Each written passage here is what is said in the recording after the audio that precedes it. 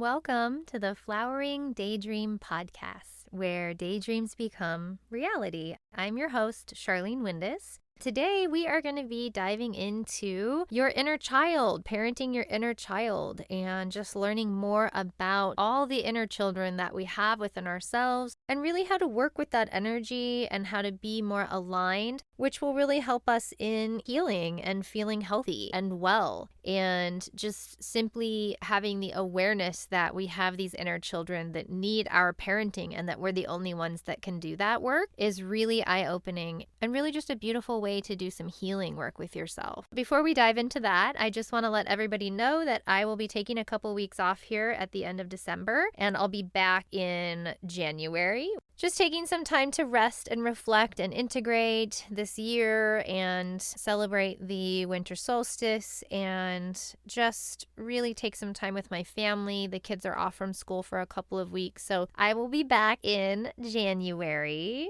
And I really hope that this episode today inspires you to just take a really deep look inward at what needs your attention. And we can't like sit and just do work on ourselves all day, every day, just focusing on this 100% of the time, because we do have real life going on and dinner that needs to be made and, jobs that we have to go to or whatever the day entails. And so, a lot of these episodes that I'll be bringing forward are illuminating tools and guidance and things that have really helped me in my healing journey that I want to share with you. But realizing that you have to pace yourself, and this has to be done in an integrated way into your lifestyle, not something necessarily that is hyper focused all the time or is hyper obsessively focused for a short amount of time and then not paid attention to at all. It's more of a daily integration of a new way of being, of a new way of life, and a new way to operate. And so just all of these tools that will be coming forward in the podcast episodes, what works for you, what resonates for you, what seems like something that would apply to you, give some things a try, see how it goes. But keep in mind that this is just support available to you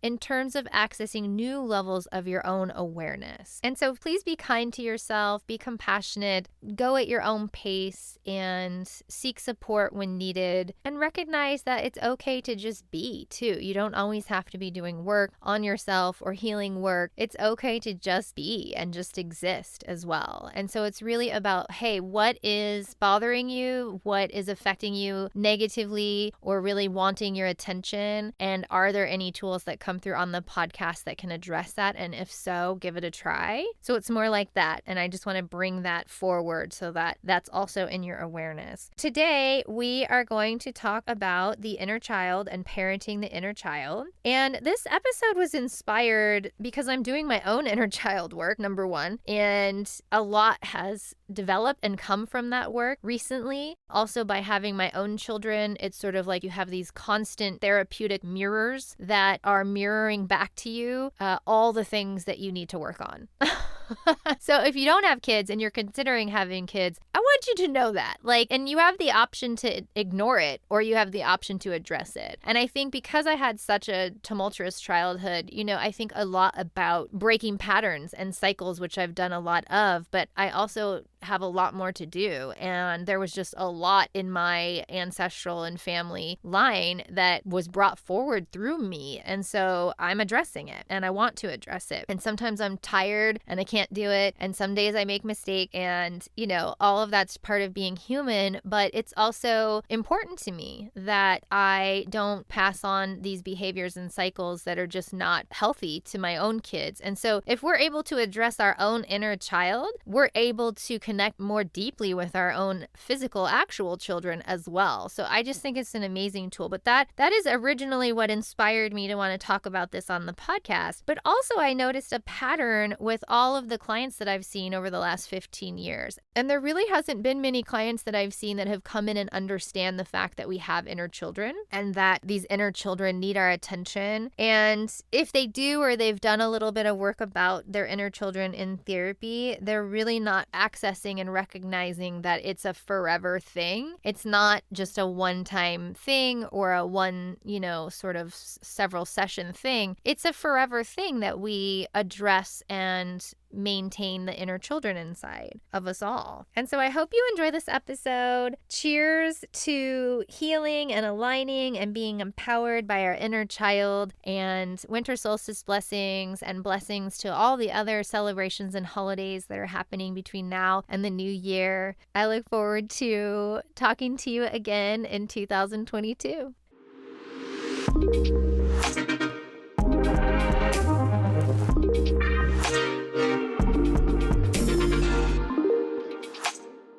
So to understand parenting our inner children, we have to understand sort of the dynamic of how these inner children are created. So from the minute we're born until we are considered legal age of 18, we are under our parents' care legally. And we are supposed to take full responsibility for ourselves, at the age of 18. And we hope that somewhere along the line that we've been taught how to be responsible enough to be able to do that. But really our frontal lobe in our brain, isn't really developed fully until like 25. And you could really utilize your parent support for the rest of your life. And so it's not like you just wake up one day and you're like, oh, I don't need parents anymore. But from 0 to 18 or 0 to 21 or 0 to 25 or however long it is that we're kind of developing and going through those stages and ages and phases until we reach a stage where we feel fairly stable and our body's developed and our brain is developed and our emotions are developed to a certain degree, we are creating these inner children. And so for every year that we are here in a body on the earth, we have an inner child. So 0 to 18, we've got 18 inner children. And then in addition to that, if anything traumatic happens or any experiences happen that cause us to disassociate or cause us to be in shock or cause us to be harmed in some way, then what can happen, it doesn't always happen, but what can happen is an additional inner child will kind of break off. And I'm speaking in energetic terms. And so these are energetic representations of each year of our life, and then energetic representations of the however many more inner children kind of break off from one particular year. So for example, when I was 5, my mom's mom committed suicide and we all lived in the same house. So it was very traumatic. And so I had an inner child, break off to be able to cope and deal with that situation. And for 2 years following that, my mom couldn't get out of bed. And so I had to make the meals and take care of my sister, who was 4 years younger than me at the time. And so I had to become the parent, and I had to kind of save my mom, and I had to be put in this position of being a survivor. And so for those next 2 years, more of my inner children broke off because those weren't stable and safe years. So if you have a stable and a safe year in your childhood, you have generally just one inner child for that year. But the more of those situations that happen, the more that break off. And also when I was 5, I had an asthma attack, my very first asthma attack, and I was hospitalized, which was really interesting because the lungs are where energetically we can hold grief. And just thinking about what happened with my grandmother at that time and my mom and me, and the fact that I had an asthma attack is a very interesting energetic representation of what was going on in the physical realm. And also genetics and other things can play into, why things like a disease develops in the body. But I do find that really interesting when I look back on that. And so, I had an inner child break off from the asthma attack. I had an inner child break off from my grandmother committing suicide. And so that is 2 in addition to the already existing inner child. So I had 3 inner children for the age of 5. So that kind of gives you an example. And then sometimes we can have an inner child break off even if there wasn't something like at that level of trauma. It could be, a sibling being mean to you, or it could be something somebody said to you at school. It could be something an adult said to you. So there are varying degrees, I guess you could say, of those experiences, but all of them are equal in terms of why an inner child might break off in that instance. And, no one is perfect, and mistakes are going to happen no matter what, because we are human. And no matter how aware you are, and no matter how much you learn and how much you know, you're still going to make mistakes. And I want to point out that mistakes are different than abuse or neglect. That's a whole nother level. But mistakes are doing the best that you can with the faculties and awareness that you have, with good intentions and coming from a loving place. That's where mistakes happen. Beyond that is abuse and neglect, and that's completely different. But just understanding that no matter what we do, we're going to make mistakes as parents, and we're going to make mistakes as humans. And so what happens in our formative years matters, and it imprints and programs and can add or subtract to the quality of our life. What is incredibly amazing about different types of therapy, and also especially different types of energy healing, is that we can actually go back, and we can go back in time because there is no time and energy. And we can go back and we can heal from these experiences. They don't erase the experiences. They don't make them not have happened. They don't bypass the fact that there is trauma and feelings and work around the incidences and experiences, but we can do healing on this in ourselves with inner child work and through other modalities and methods. And sometimes simply the acknowledgement of the inner child needing attention or needing work can do healing in itself without even doing anything else. And I've had that experience myself. So then what happens is we become adults and we forget about childhood, or we move on, or we compartmentalize, or we stuff it away, or we suppress it, or whatever the thing is. And then these aspects of these inner children rise up at certain times in our life, and we essentially act like them in some shape or form. Some of these inner children hide, some of them act out, some of them dominate, some of them get stuck in one part of ourself. It gets pretty layered and kind of intricate, which is why it's really helpful to have a therapist who specializes in this inner child work, or an energy worker who also is able to communicate or retrieve or support other aspects of this inner children work. It's nice to have that support, but there's a lot that we can do on our own as well. And what happens is that we bury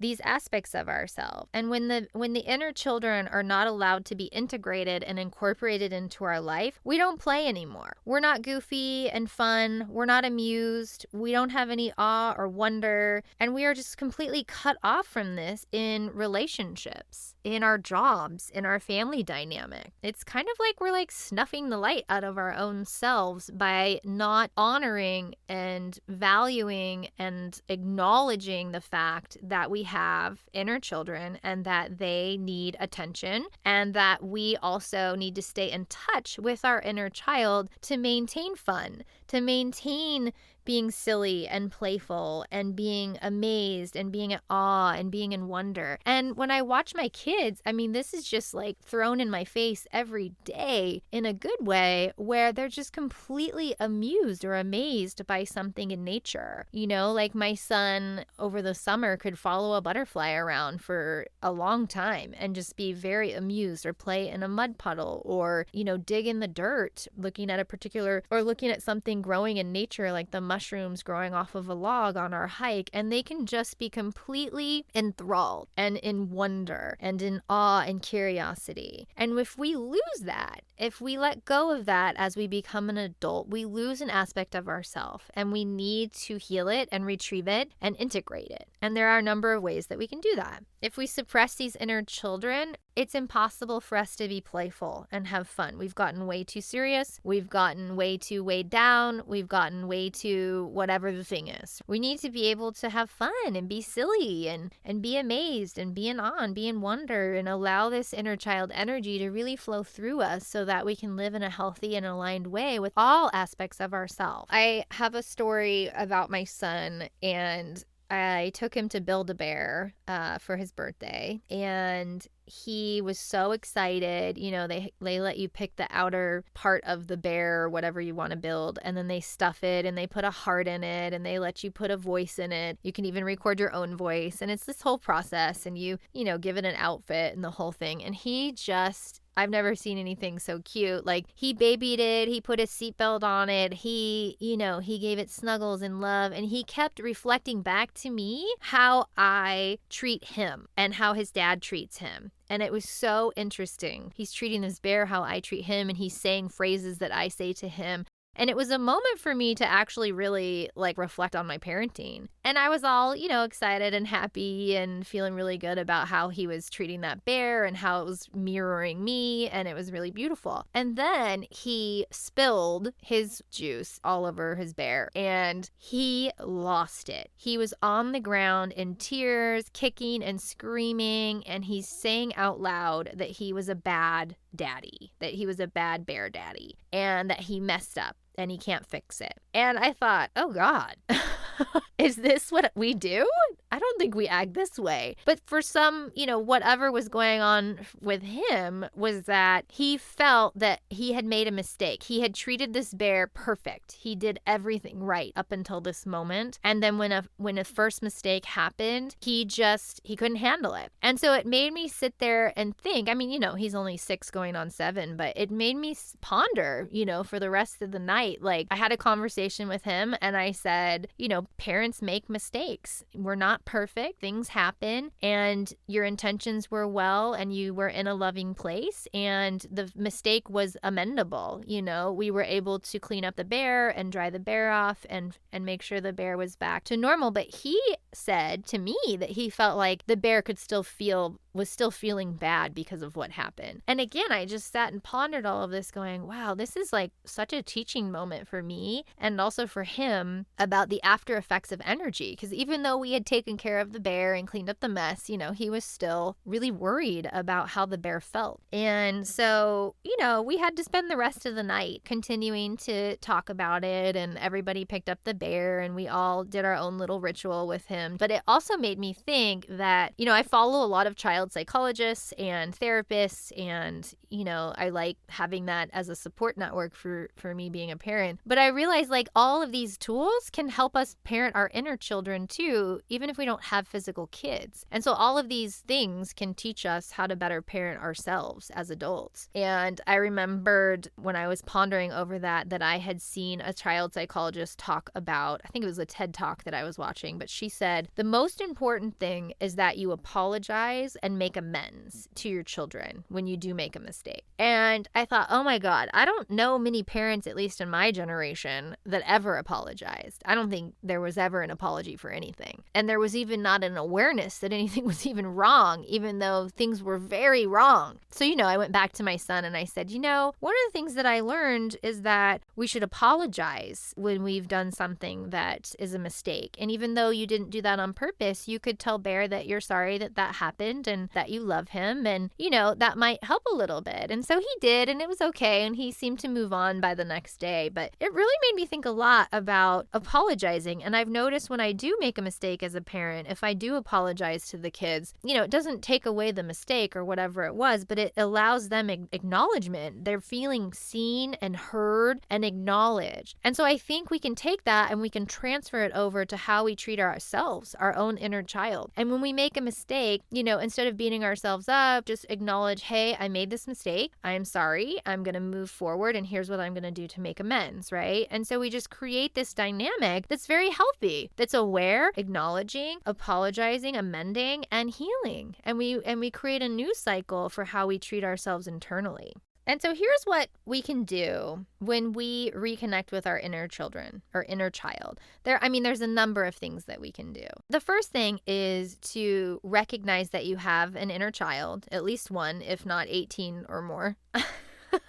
Not to overwhelm you, but you can focus on just one being the parent of all of them and just, talk to that one inner child. And we can honor our inner child by allowing things from our past that we enjoyed as a child to come through, whether it's dancing in a puddle, coloring with a color crayon. One of the things that came up for me was that I liked strawberry Nesquik in the 80s, and it's so disgusting and gross to me now. But there was a moment where I went to the store and I couldn't believe it was still available to buy, and I bought it and I had 1 cup of it and I did it as a ritual for my inner child, and it was just this incredibly ceremonially healing process that I did. And so it can be that. It can be enjoying something that you ate when you were a child. It can be visiting a place. It can be just remembering and acknowledging your inner child. And so those are just some, easy initial steps to connect with your inner child. But often what we find with these inner children is we're going to find some pain and some trauma, and that's going to want to be acknowledged and held space for, and it's going to want to be voiced. And so we're not trying to erase any of this, but what we can do is find a way to bring that energy forward for the healing. And if you need to, you can look at some old photos if you have any of yourself to kind of bring forward those parts of you. You can build a little altar where you have a photo or two of yourself as a child or things from your childhood that were important to you, and just kind of a space somewhere that you can honor that physically. If that's helpful to you, that's an option. You can meditate and you can go back in time in your mind's eye to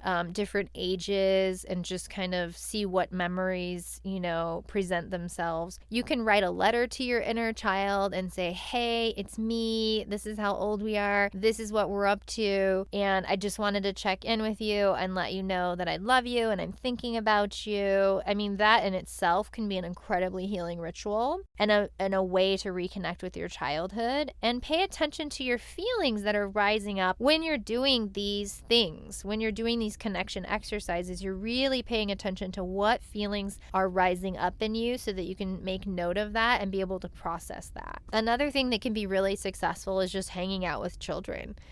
That brings that energy up. And when they invite you to play, it's like if you have nieces or nephews or neighbors with kids that you're close, have a relationship with, you can engage in play at the level that they enjoy playing. And sometimes that can be really hard to put ourselves in that space for some of us. I know it was really difficult for me to go to that space because I had so much suppressed inner child energy. And so it can take time, it can take it's something that maybe we have to work at, and for some it will come really easily. And then of course there's also therapy, inner child focused therapy, and then there's shamanic energy healing where you're supported through the process through ceremony and session work to be able to go in and kind of retrieve these parts of yourselves or remind these parts of yourselves who you are now, or engage in these parts of yourself. So if it feels good, or whenever it feels good to you, think about how your inner children are affecting you as an adult, and think about all of the things that we perceived as a child and how that programming now has us operating. For example, if you come from a family where the focus is making your parents happy by doing what they want you to do instead of living your own life, how does that inner child feel in you that never got to do what it wanted to do creatively or exploratory? And give it space and time to do that now. We can still do it now. It doesn't mean that the time has passed and gone and we can't do these things. And so it's going, okay, this is what happened in my childhood, so now I'm going to make time and space to allow that process to be explored and for me to be creative because I wasn't allowed to. Or maybe you grew up in a religious household or a household that was very oppressive around sex or intimacy, or there was no affection and things like that. That's something to really evaluate and go, okay, I was never given the space to develop properly in a healthy and nourishing way in this category of my life. And so how can I proceed to do that now? How can I begin to heal that, awaken and engage that in a good way, in a healthy way? Some of our parents may have said, you never say what you really think. You only say what's nice or harmonize or, whatever those things are. So then you grow up to be an adult and now you don't really speak authentically. You don't really say what you mean, and so your life is not one of truth. You're not living in truth. And so it's never too late to make these changes. It's never too late to begin taking small steps to heal, engage, and awaken these aspects of our inner child that need this healing work. And there is not one person walking this planet who does not need inner child healing work. Not one. We all do. And so at what level and to what degree you do that is up to you, and what method or choice that you choose to do that with is up to you. But what we want to do is we don't want to let the inner child run our life. We don't want to let those experiences be who we are. They're a part of who we are. But how do we bring forward who we are as a full-grown adult or whatever age we are now? How do we walk in our full embodiment. And this is another huge reason why I think we lack embodiment in being grounded, or many of us do. And I know that's been a big struggle for me, is how can I be embodied when there were so many aspects and parts of myself that have been suppressed, oppressed, or kind of imprisoned and stuck and frozen in these experiences in time. And so it's been hard work. It's been a lot of work, and it will probably be work for the rest of my life, but it can be very healing work. It can be enjoyable work to a certain degree, and it can be something that makes our vibration feel higher and more aligned and more aware and more in sync, and also makes you a better parent if you ever decide to have kids. But the bottom line is that we need to parent ourselves. We need to give ourselves all the parenting that we didn't get. And we can't blame our parents and be all, it's their fault, even though they need to take responsibility for their own healing. And of course, anything beyond the normal mistakes that I talked about, like an abuse and neglect, like that's completely different. But we need to parent ourselves now. Now that we are old enough to do this, we've got to do it. It's going to be us and only us, and we can do it with support. Reach out if you can and have access to therapy or energy healing or whatever it is that calls to you in terms of supporting that work, but reach out when needed. One of the most amazing things that I think I've learned and picked up along the way is that we can talk to these inner children in ourselves, to these different ages. And it's just like how I explained in another episode that you can talk to your organs and the energy inside your organs, or you can talk to your feelings and have a back and forth conversation. The same thing goes for these inner children. So you can actually just go inward and have a conversation with your inner child and say something along the lines of, hey, it's me, I'm you, and this is how old we are now, and this is our life now, and we're safe and everything is okay, and I'm just checking in on you to let you know that I'm here for you, and anything that you need, how are you doing, and what can I do for you, or would you like to just hang out for a little bit? And so you can literally have this conversation. If it helps you to get into a meditative space to do that, or close your eyes, or do it through journaling, or do it through writing a letter, whatever the method is that works for you, you can do that. But you can have this conversation, and it's kind of amazing. And the conversation that comes back might come to you through the various senses that you have and faculties that you have that are developed. And that could be through, your inner hearing, your inner sight, your inner knowing. The conduit of how that information comes through is going to be different for each of you. But just knowing that you can have this conversation and you can have this back and forth, and you can express that you're there, for your inner child, and that you're there to support your inner child. And that's been one of the most helpful exercises that I've learned. And then I notice when that inner child is coming up. So once I had that conversation, I was able to begin to identify when the inner child would be coming up. And so it could be like, for example, in a relationship dynamic, and maybe you're arguing over something that's not really that big of a deal, or maybe it is, and all of a sudden you're kind of tantrum throwing, or you're behaving in a way that you can clearly see is not your age behavior, right? Your maturity behavior, your experiential behavior. It's like an immature aspect of you coming out. And then you're able to really identify it and go, oh, okay, that's what's happening. Interesting. And then you're able to work with it more and recognize it when it happens. And that could come up in a variety of other scenarios. But then you're able to really connect to that awareness so that you can really begin to do that inner child work.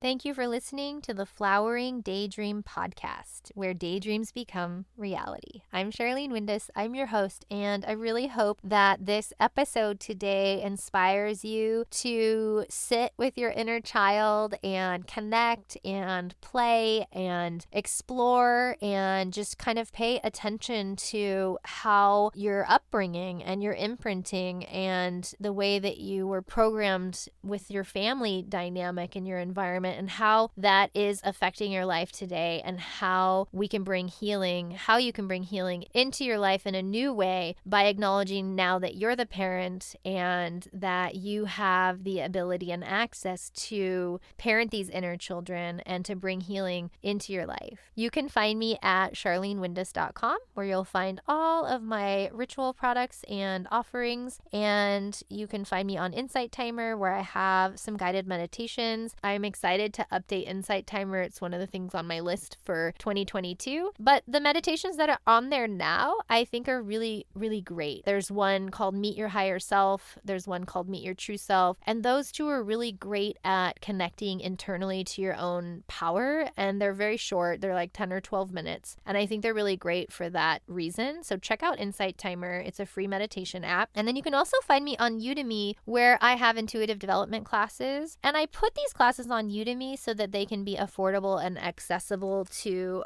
a much broader audience. And I have on there introduction to oracle cards. I have oracle card practitioner course. I have pendulum courses. I have crystal healing courses. And I also have a spiritual and energetic protection course on there. So check out Udemy, which is an online learning app, and have a blessed end to 2021. And I look forward to talking with you again in the new year. Don't forget to rate and review and subscribe to the podcast.